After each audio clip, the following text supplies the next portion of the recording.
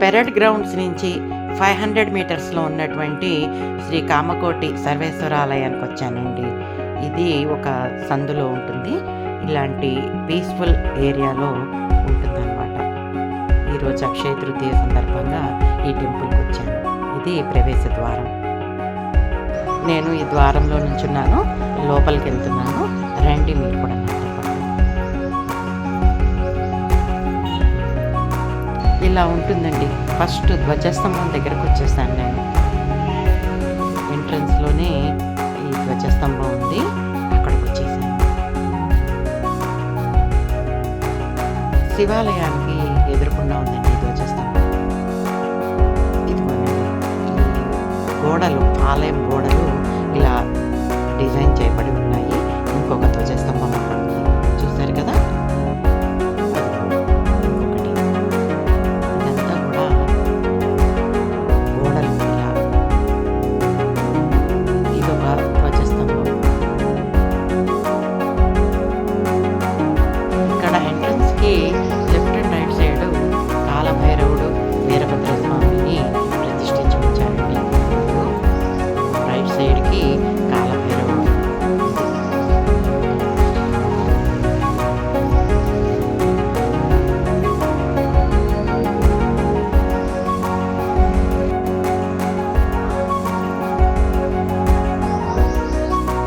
వీరభద్రుడండి.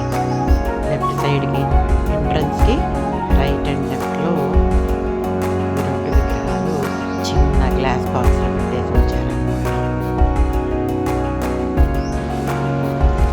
ఇదిగోనండి, ఇలా ఉంటుంది టెంపుల్ లోపలంతా. చాలా నీట్గా పెయింటింగ్ వేసి నీట్గా మెయింటైన్ చేస్తూ ఉన్నారండి ఈ టెంపుల్ని. ఇగో ఈ స్తంభాలన్నీ ఎంత బాగున్నాయో. పైన కూడా చూసారా ఎలా డిజైన్గా పెట్టారో. అంతా వెరీ వెల్ మెయింటైన్డ్ అండి ఈ టెంపుల్. ఏ టెంపుల్కి ఆ టెంపుల్ అంటే దీంట్లో 5 ఆలయాలు ఉన్నాయి. వాటన్నిటికీ ప్రత్యేకమైన అంటే ఎంట్రన్స్ సెపరేట్గా మనం వెళ్ళొచ్చు అన్నమాట. నమస్కారం, వెల్కమ్ టు రాధాస్ ప్రాచీన ప్రాంగణం, unveiling ancient tales for modern minds. ఈ టెంపుల్లో ప్రధాన ఆలయాలు 5 ఉన్నాయండి. అదేమిటో ఒకసారి వచ్చి చూద్దాము. మీరు నాతో పాటు రండి. మొట్టమొదటిగా వినాయకుడు ఆలయానికి వచ్చానండి. ఈ స్వామిని సిద్ధి వినాయక స్వామి అని అంటారు. ఇక్కడ సంకష్టహార చతుర్థి ఇలాంటివన్నీ కూడా చాలా బాగా చేస్తారండి. చవితి రోజు అభిషేకం అయితే ప్రతిరోజు చేస్తారు. ఇక్కడ చాలా విశేషమైన గణపతి అండి. ఇక్కడ ఫస్ట్ మిగతా గుళ్ళకి వెళ్ళే ముందు అందరూ ఇక్కడికి వచ్చి ఈ స్వామికి నమస్కారం చేసుకుని వేరే గుళ్ళకి వెళ్తారన్నమాట. పసుపు పచ్చని పంచెలో మంచి ఆభరణాలతో చాలా అందంగా వెలిగిపోతున్నాడండి మన వరసిద్ధి వినాయక స్వామి.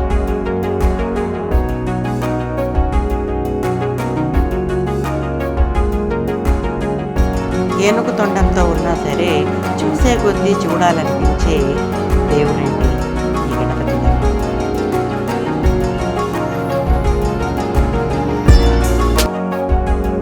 శ్రీరామలింగేశ్వర స్వామి అత్యంత వైభవపేతంగా జరుగుతాయండి ఇక్కడ పూజలు.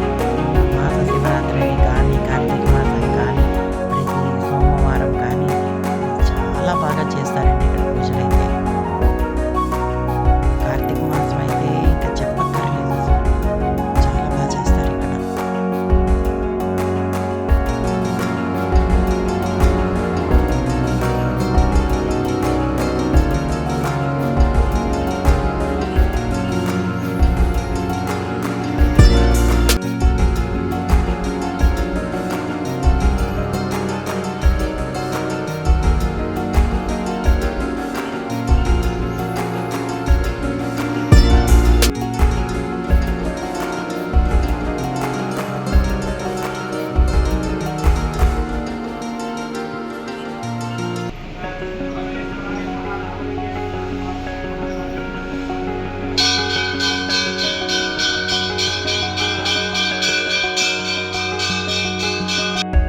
పర్వతవర్ధిని అమ్మవారండి.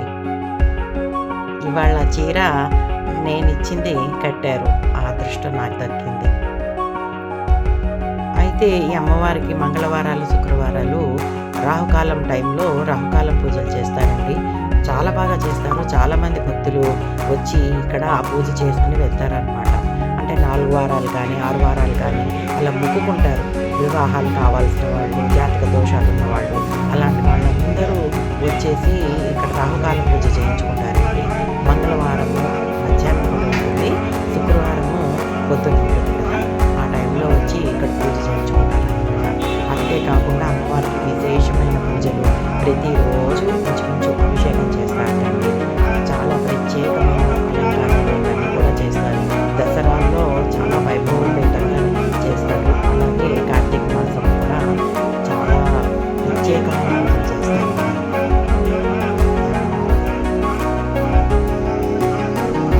అమ్మవారికి అర్చన ఎలా చేస్తారో మొత్తం చూపిస్తానండి మీకు. మనం కూడా ఆ అర్చనలో పాల్గొనండి. మీరు కూడా ఆ అమ్మవారి పూజలో పాల్గొనండి ఉంటానండి. నేను అర్చన అంతా కూడా చూపిస్తాను.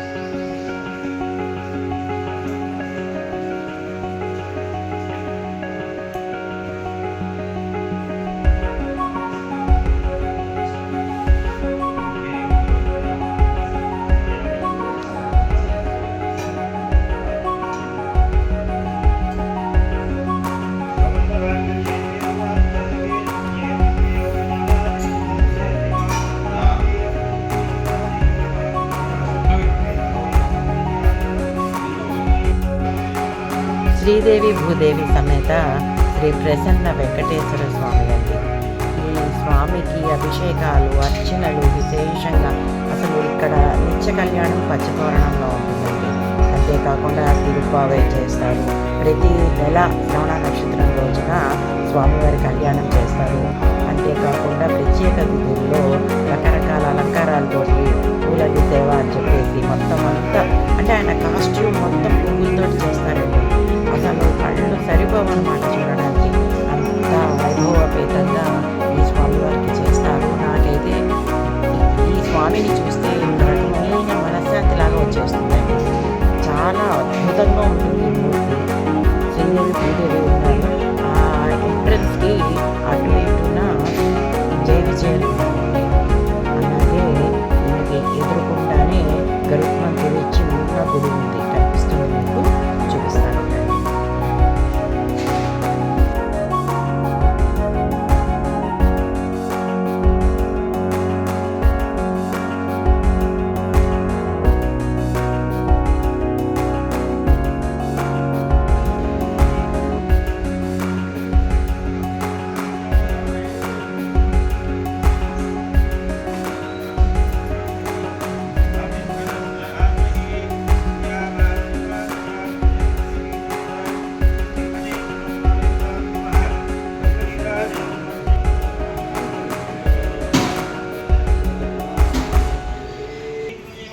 ఇవి స్వామివారి ఉత్సవ విగ్రహాలండి. శ్రీదేవి భూదేవి సమేత స్వామివారికి వీటికే కళ్యాణం జరిపిస్తారనమాట.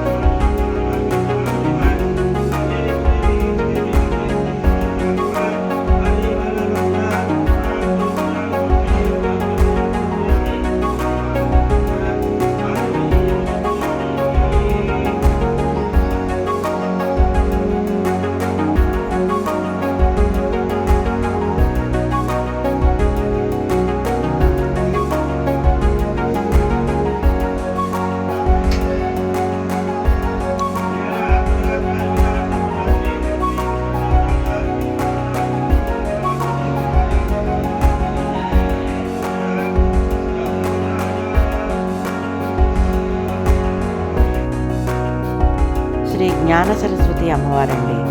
అసలు ఈ అమ్మవారికి ఎన్ని పూజలు చేస్తారంటే ఇక్కడ చుట్టుపక్కల ఉన్న స్టూడెంట్స్ అందరూ తమ హాల్ టికెట్లు పెట్టించుకోవడం దగ్గర నుంచి ఎగ్జామ్కి వెళ్ళాలన్నా చిన్న పని ఉన్నా సరే ఇక్కడికి వచ్చేస్తారండి. తల్లిదండ్రులు పిల్లల్ని తీసుకుని అమ్మవారికి రకరకాల సేవలు చేస్తారు. శ్రీ పంచమి రోజు పెద్ద ఎత్తున పూజలు జరుగుతాయి. దసరాల్లో ఇక్కడ అక్షరాభ్యాసాలు అవి కూడా చేస్తారండి విజయదశమి రోజున అమ్మవారికి. అలాగే ఎంతోమంది పిల్లలకి అక్షరాభ్యాసాలు ఇక్కడ జరుగుతూ ఉంటాయండి. అసలు చాలా బాగుంటుందండి. అమ్మవారు జ్ఞాన సరస్వతి అమ్మవారు అన్నమాట.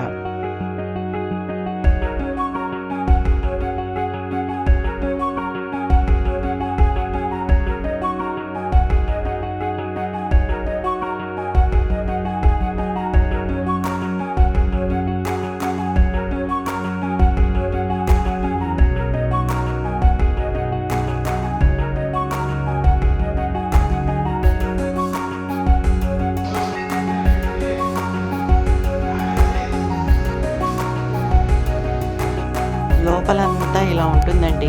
మొత్తం పిల్లర్స్ అన్నీ చాలా నీట్గా పెయింటింగ్ వేసి చాలా ఆకర్షణీయంగా ఉంటుంది. లోపల మెయింటెనెన్స్ చాలా బాగుంటుందండి. ఇక్కడ అసలు కొంచెం కూడా దుమ్ము ధూళి కానీ ఏమి ఉండదు. ప్రశాంతంగా మనం వచ్చి ఇక్కడ పూజ చేసుకోవడానికి ఎంతో బాగుంటుందండి. అసలు నిదానంగా దర్శనం చేసుకుని హాయిగా మనస్ఫూర్తిగా దేవుడి దండం పెట్టుకోవడానికి చాలా ప్రశాంతమైన వాతావరణం ఉంటుందండి ఈ గుడిలో.